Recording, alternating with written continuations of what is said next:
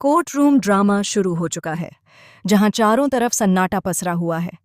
हर किसी की नजरें सिर्फ और सिर्फ उस एक शख्स पर टिकी हैं, जिसका आज फैसला होने वाला है। अनिरुद्ध, जो अपनी मासूमियत के लिए तड़प रहा है, जिसकी आंखों में सिर्फ एक ही सवाल है, क्या आज उसे इंसाफ मिलेगा? आप सब देखेंगे कि कोर्ट में अनिरुद्ध की पेशी है। जज साहब अपनी कुर्सी पर गंभीरता से बैठे हुए हैं।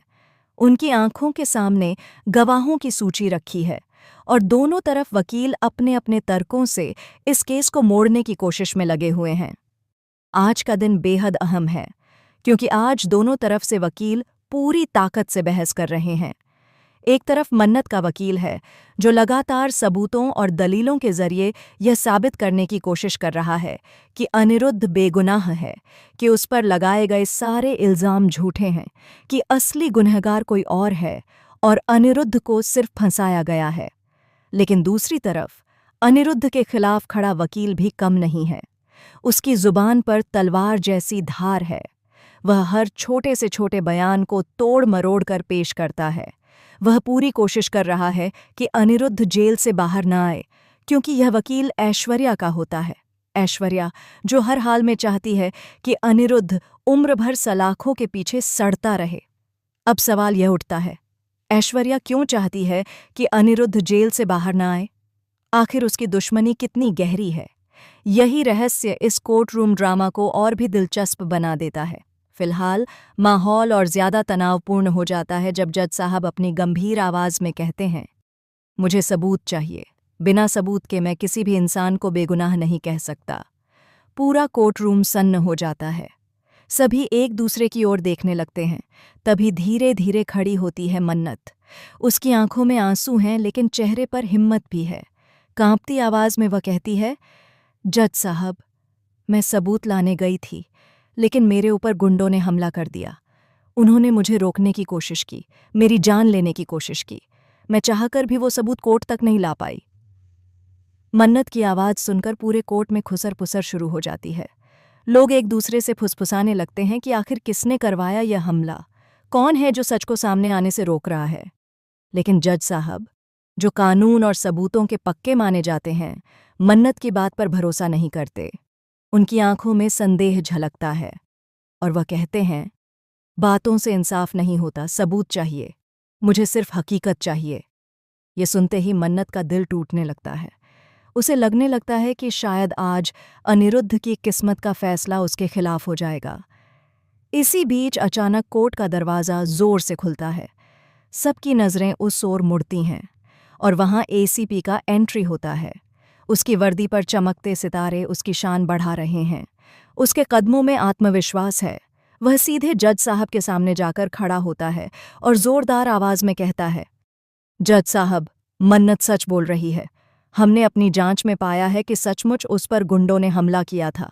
हमारे पास इस बात के सबूत हैं कि मन्नत पर यह हमला किसी सामान्य हादसे का हिस्सा नहीं था, बल्कि एक सोची समझी साजिश थी। पूरा कोर्ट हिल जाता है। लोग दंग रह जाते हैं।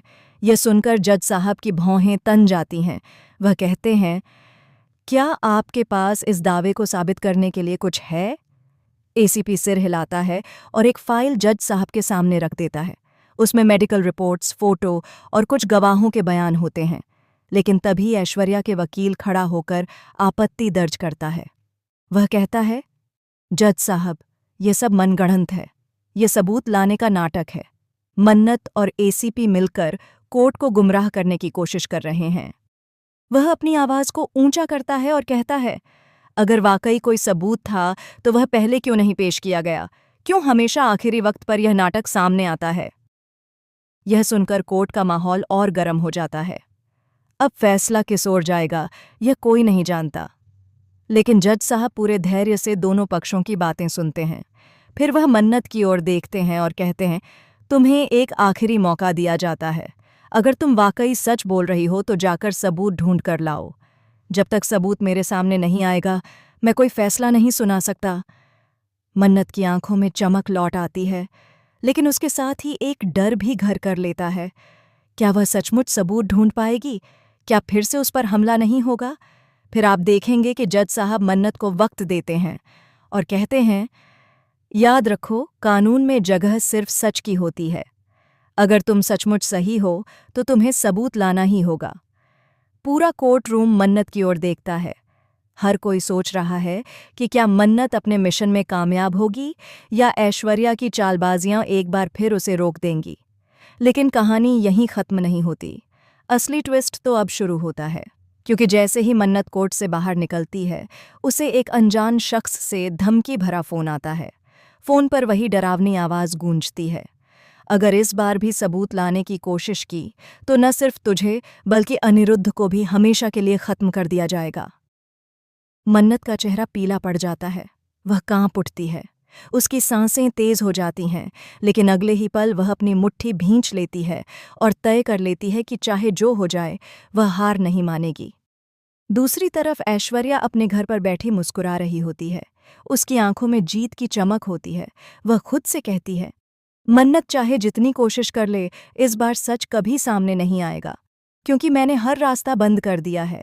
लेकिन ऐश्वर्या यह नहीं जानती कि इस खेल में एक और खिलाड़ी शामिल हो चुका है, एसीपी, जो न सिर्फ मन्नत का साथ दे रहा है बल्कि